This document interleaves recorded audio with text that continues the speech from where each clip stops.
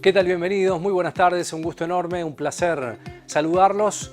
Recuerden que estamos en nuestro canal de YouTube, allí nos encuentran como Sujetos de Derecho y también en todas nuestras redes sociales. Bienvenidos, muy buenas tardes, comienza Sujetos de Derecho.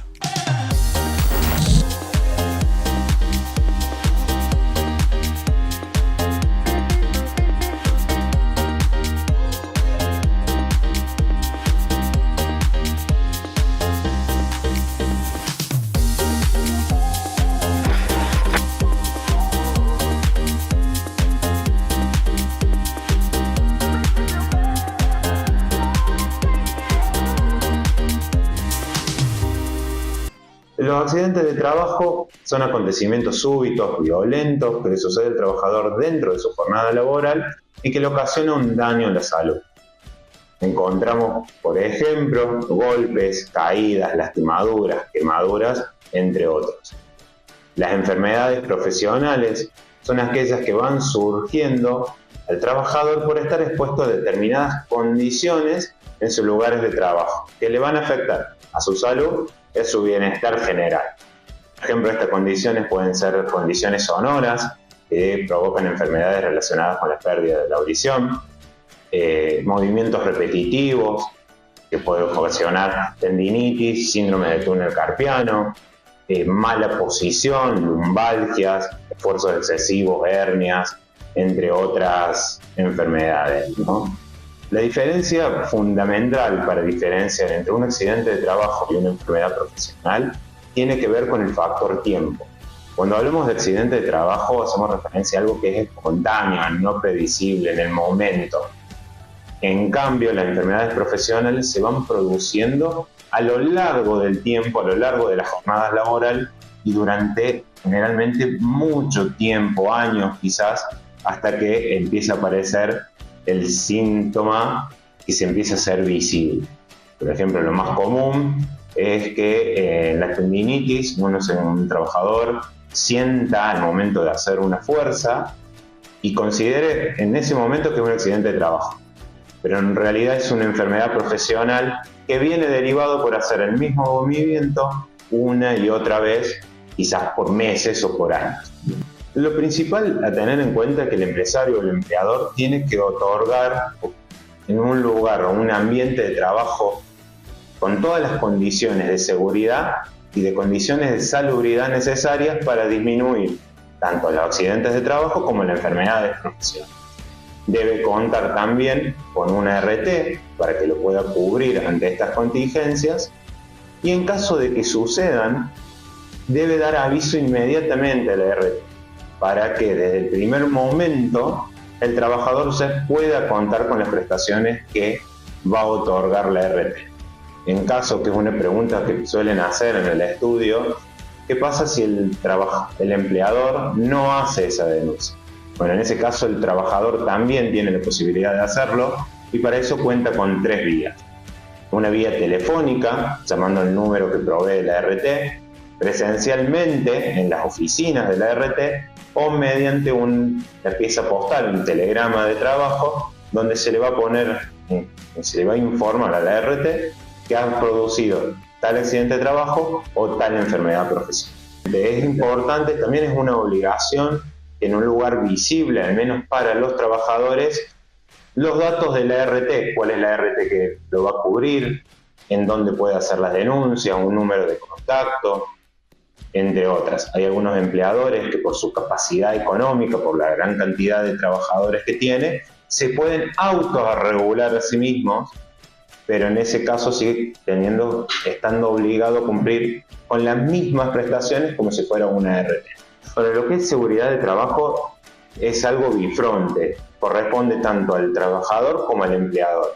Como dijimos, el empleador tiene que brindar todos los elementos o equipamientos de seguridad personal, como guantes, cascos, botas con punteras, delantales, etcétera, de acuerdo al tipo de trabajo que se va a desarrollar, capacitaciones de cómo hacer fuerzas, cómo evitar los accidentes y las enfermedades profesionales, y el trabajador tiene la obligación de cumplir las pautas indicadas, de usar los elementos de protección para minimizar los riesgos tanto de que produzca un accidente de trabajo como una enfermedad profesional. El accidente de trabajo en intínere es aquel que sufre el trabajador cuando se encuentra en camino desde su hogar hacia el trabajo o viceversa.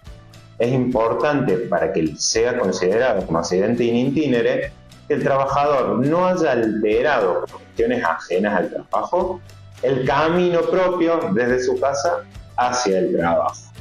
Si por algún motivo se ve en la necesidad de hacerlo, por ejemplo por razones de estudio, que sale del trabajo y tiene que ir a una universidad o a un colegio a terminar sus estudios, se debe notificar fehacientemente al trabajador para que éste dé aviso a la RT y sea cubierto también en ese trayecto que va a realizar. No hay un rango de tiempo determinado, eso va a depender un poco de la distancia, de las ciudades en las que encontremos. No es lo mismo una ciudad como Río Cuarto que quizás como Córdoba o ciudades más grandes, incluso como Buenos Aires. Sí, lo que cubre es el trayecto, como dije, desde el hogar del trabajador hacia el trabajo. Tampoco es necesario que vaya siempre por las mismas calles y tenga que un recorrido siempre obligatorio, pero sí cubre el trayecto, ¿no?, desde tu trabajo hacia el hogar.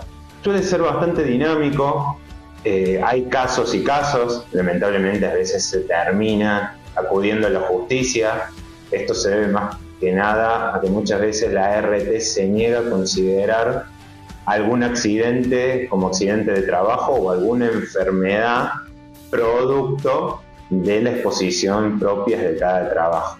Cuando eso sucede, hay que iniciar un trámite de comisiones médicas para que evalúe el trabajador, lo diagnostique, determine si realmente es un accidente de trabajo o una enfermedad profesional y recién ahí poder acudir a la justicia, ¿no?, para obtener estas prestaciones que deben ser brindadas. Están definidos por la ley.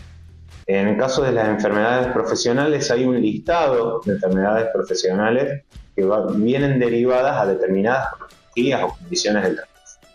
Esto no quiere decir que cubra solamente estas, sino que va a cubrir otras enfermedades siempre se pueda probar una causalidad entre el trabajo, el labor que yo hacía, las condiciones en las que yo estoy expuesto y la enfermedad que estoy padeciendo producto, ¿no?, de esta combinación. Cuando hablamos de un cúmulo de trabajadores que hay en esta ciudad al menos, son mínimas, no creo que sea algo masivo, no todas las empresas tienen accidentes todos los días. Lo cierto que va a depender también un poco de las campañas de prevención que haga la empresa, la provisión de materiales y equipos de protección personal que haga la misma empresa. Es decir, que mientras mayores con mejoras saludes dentro del puesto de trabajo, menores van a ser los accidentes de trabajo y las enfermedades profesionales. Bueno, lo que nosotros tenemos que tener en cuenta generalmente cuando tenemos un accidente, lo primordial es mantener la calma. Más allá de la situación engorrosa que nosotros tenemos cuando sufrimos estos tipos de siniestros, la calma es lo principal que se pide a los fines de siquiera controlar las cosas. Primero debería corroborar uno mismo si tiene lesiones, si las personas que intervinieron en ese accidente se encuentran en buen estado, y una vez corroborado eso, tenemos que focalizarnos primero en la situación de que quedó el vehículo. Si el vehículo luego del siniestro ha quedado en una posición que interrumpe la circulación, lo ideal es correrlo del lugar para que la circulación de la calle siga de manera correcta y no se generen más siniestros. La fotografía es un dato importante. Hay que sacar fotos del lugar del hecho, de dónde está ubicado el auto, tratar de ubicar las intersecciones, digamos las calles en las cuales intervino, porque es una documentación importante que vamos a necesitar cuando reclamemos a la aseguradora. En el caso de que el vehículo pueda mantenerse en el mismo lugar que quedó el accidente, se recomienda poner los triángulos a 1,5 metros de distancia del auto, así poder sacar las fotos con más tranquilidad. Otra de las cuestiones a tener en cuenta es identificar a quienes intervinieron además del auto propio, tratando de buscar información sobre los nombres, DNI, la póliza de seguro, la cédula del auto. Son todos estos datos que nosotros tenemos que tener en cuenta para luego poder reclamar en caso de que no se llegue a un acuerdo al momento de presentar los papeles ante la aseguradora. También hay que tener en cuenta si hay testigos que pudieron dar cuenta de todos los hechos. En ese caso, tratar de individualizarlos, pedirles el contacto, por si las dudas se tiene que iniciar una instancia judicial. Una vez que nosotros recabamos toda esa información, es necesario hacer la denuncia dentro de las 72 horas a nuestra aseguradora. Cuando nosotros hacemos la denuncia a nuestra aseguradora, ese planilla que vamos a seguir es la que se va a presentar en el reclamo ante la otra aseguradora del otro auto interviniente. Entonces hay que tener en cuenta bien todos los datos que vamos a denunciar, porque esa es la planilla base del siniestro. Tengo que decir, por ejemplo, vengo circulando de norte a sur, el vehículo que me embiste viene de tal y tal dirección, tratando de ser lo más específico a los fines de poder relatar a la aseguradora cómo fue el accidente, y siempre siendo, digamos, coherente con el relato para que la otra persona que no intervino pueda entender cómo fue, y además al momento de analizar el responsable, poder tener una acabada solución. Y el reclamo a la otra aseguradora tenemos aproximadamente 15 días para poder presentarlos.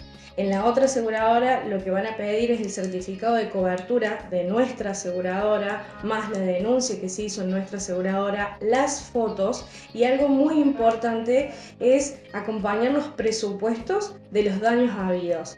Por ejemplo, si yo luego del siniestro fui a un taller mecánico, y buscar 2 o 3 presupuestos que den cuenta del valor de los arreglos que yo voy a tener en relación al auto mío.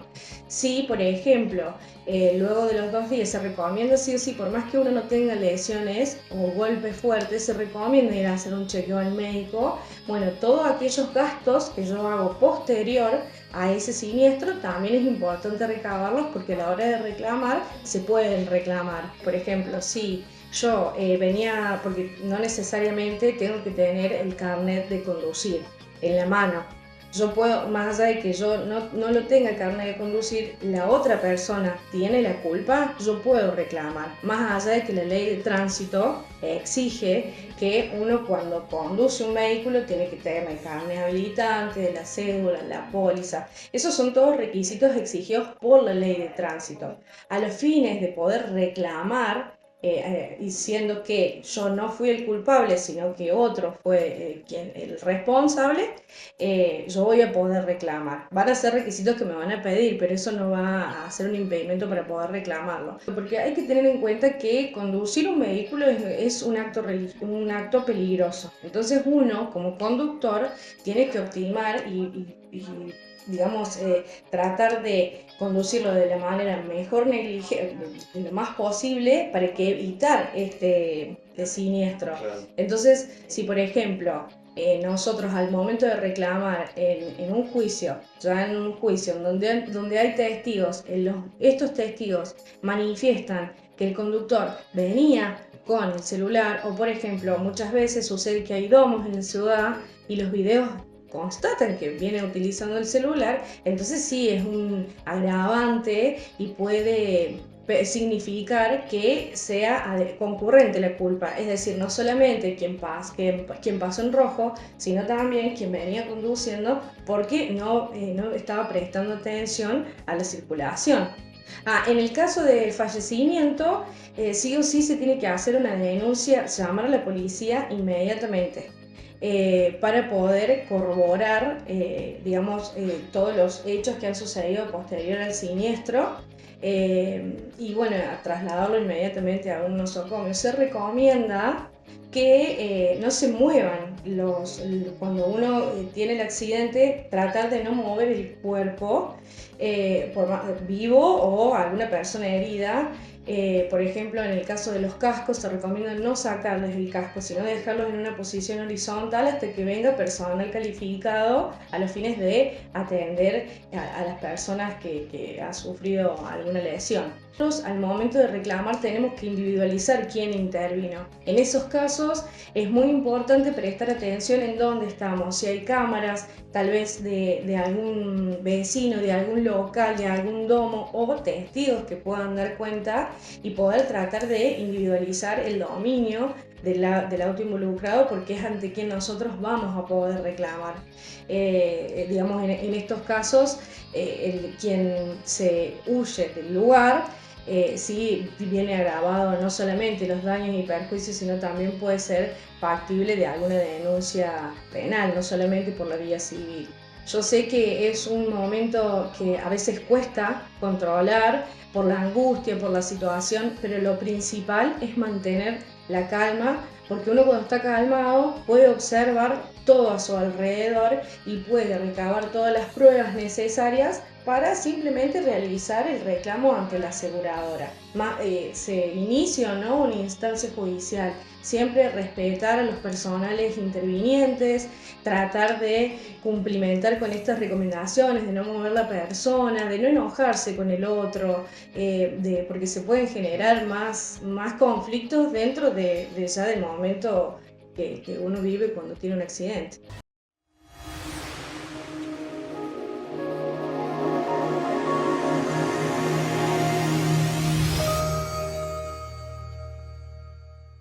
En Córdoba, el dengue se previene con acciones concretas. Todo esto hicimos en la temporada 2024-2025. Recolectamos 2.000 toneladas de neumáticos fuera de uso. Realizamos, junto a distintos municipios, 20 monitoreos aédicos. Promovimos prácticas de prevención en hogares, escuelas y comunidades con la campaña Misión Dengue. Coordinamos 700 operativos de bloqueo de foco, visitando más de 73.000 viviendas. Compramos 150.000 dosis de vacunas contra el dengue. Con planificación y compromiso ciudadano, es posible enfrentar y reducir el impacto de la proliferación del mosquito. No criemos al dengue.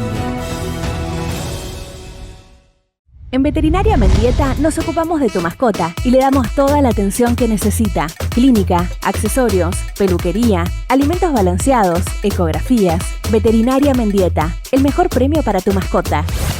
Gobernador Guzmán, 1434, Río Cuarto. Mirá todo lo que hicimos los cordobeses en 2 años. Mirá. Equipamos a nuestras fuerzas de seguridad con 15.000 chalecos balísticos, uniformes, armas de fuego y 24.000 armas no letales. Además, entregamos 200 cámaras corporales y 3.600 teléfonos policiales. Incorporamos 400 camionetas y 600 motos que fueron distribuidas en comisarías de norte a sur y de este a oeste de la provincia. Porque para proteger a los vecinos, primero tenemos que proteger mejor a los hombres y mujeres que nos cuidan. Tener buen equipamiento te da tranquilidad para trabajar. Salís a la calle mejor preparado y eso se nota. Es más seguridad para todos. Córdoba eligió equipar a sus fuerzas de policía. Con la mirada puesta en la seguridad, los cordobeses hacemos. Gobierno de la provincia de Córdoba. Hacer para crecer.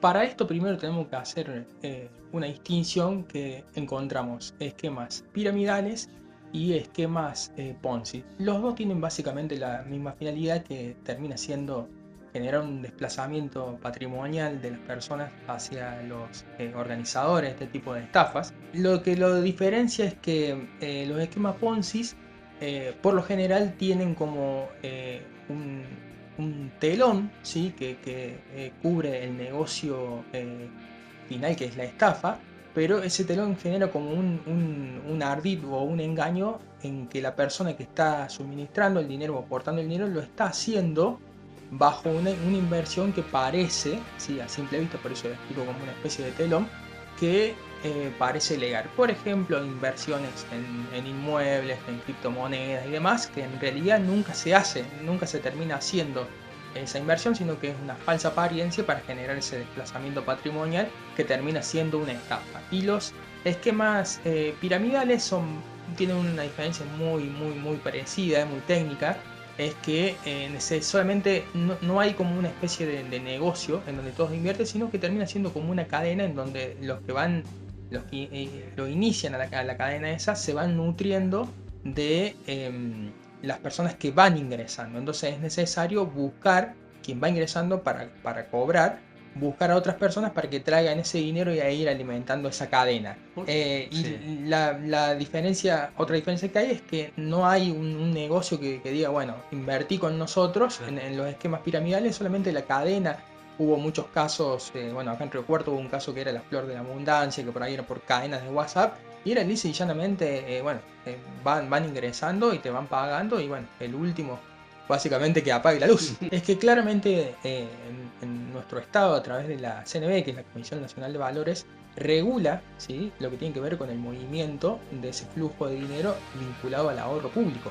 Lo hace a través de la CNV, la Comisión Nacional de Valores, como decía, establece que ese dinero debe ser suministrado, es decir, de las personas que tienen ese excedente en dinero, que es un ahorro y que desean invertirlo, lo deben hacer a través de agentes autorizados.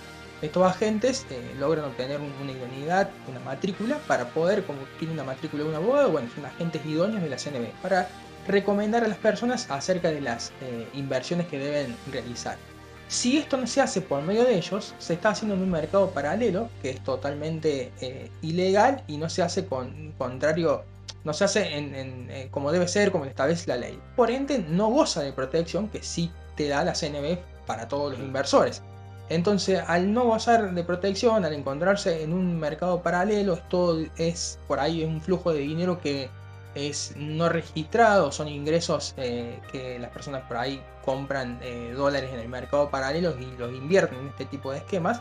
Se complica después, a la hora de realizar un reclamo, justificar el origen de esos fondos. Entonces, por ahí para los estafadores esto es algo a favor que juega para ellos, porque al estar estas personas desamparadas por la ley, está bien, es por una cuestión de su propia torpeza de no invertir en el mercado como establece la ley.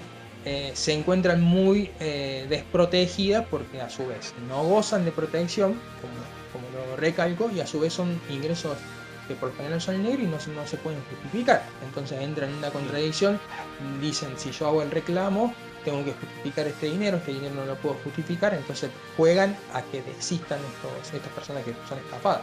Es muy probable que haya gente que al hacer toda esta mención de que es un esquema piramidal, que por lo general los primeros que van ingresando son los que se nutren de los que ingresan posteriormente, son los que terminan ganando, y por ahí se genera como una pregunta, una incógnita de decir si realmente estas personas son engañadas o saben, y en definitiva se juegan a ser los primeros en ingresar y a beneficiarse de ese sistema que claramente es una estafa, y salir cuanto antes de ese sistema con los ingresos, y bueno, que después se arreglen los que van ingresando.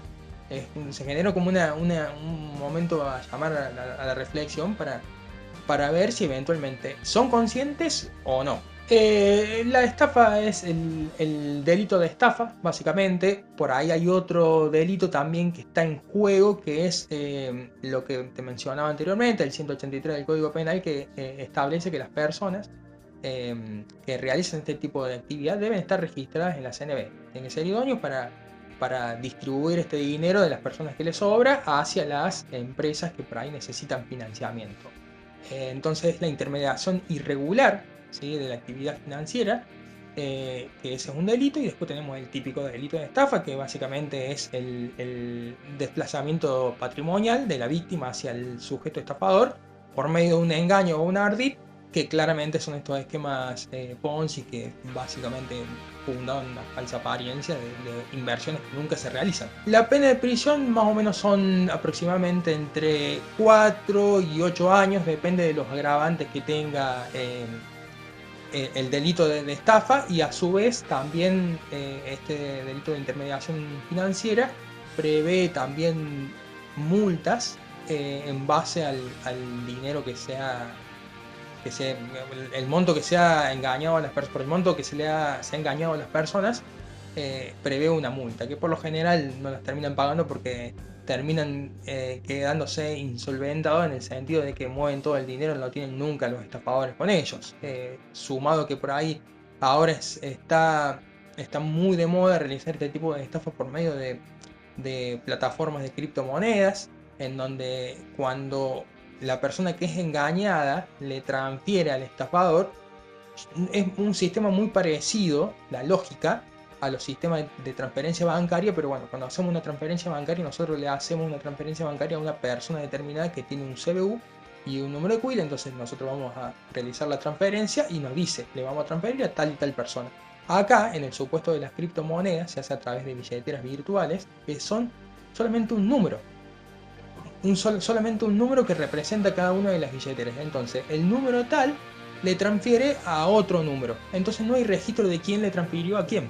Entonces es como un lugar perfecto para cometer este tipo de estafas. Volvemos a lo mismo, las personas por ahí se encuentran en esa contradicción si denuncian o no, porque muchas veces conservan la esperanza de por ahí recuperar este dinero. Entonces claramente en este supuesto, si uno denuncia, ya empieza a actuar la justicia. Y en estos sistemas que se nutren por ahí de las personas que van ingresando y las personas que ya ingresaron, eventualmente entiendo que deben pensar, bueno, si realizamos la denuncia, sabemos que ya termina siendo una estafa, un Ponzi, y se va a cortar el suministro. Es muy probable que los fiscales que actuaron en ese caso de San Pedro manden la orden en ACOM, que de hecho es lo que hicieron, para prohibir el ingreso a ese tipo de plataformas. Entonces, una vez que ya se realice la denuncia y actúa la justicia, se bloquea el flujo de ingreso a ese Ponzi y ya directamente cae, y bueno, seguirán a ser los responsables quien tengan que hacer, como pasó en el caso de Zoe, que las personas que una vez que ya se determinó que era una estafa y que empezaron las denuncias, ya la gente no ingresó más. Entonces quienes ingresaron y quedaron atrapados en ese sistema, ya perdieron todo su dinero. Entonces entiendo que hay como muchos impedimentos por ahí morales para hacer la denuncia, porque saben que una vez que se desata el problema, ya ese flujo de ingresos se corta y quedan atrapados dentro del Ponzi. De esta manera llegamos al final del programa. Gracias por la compañía, por seguirnos. Recuerden que estamos en nuestro canal de YouTube. Allí nos encuentran como Sujetos de Derecho. Agradecimiento muy especial al Colegio de Abogados de nuestra ciudad, donde grabamos habitualmente nuestro programa. Gracias por la compañía. Nos reencontramos el próximo domingo a las 13 y por Canal 13.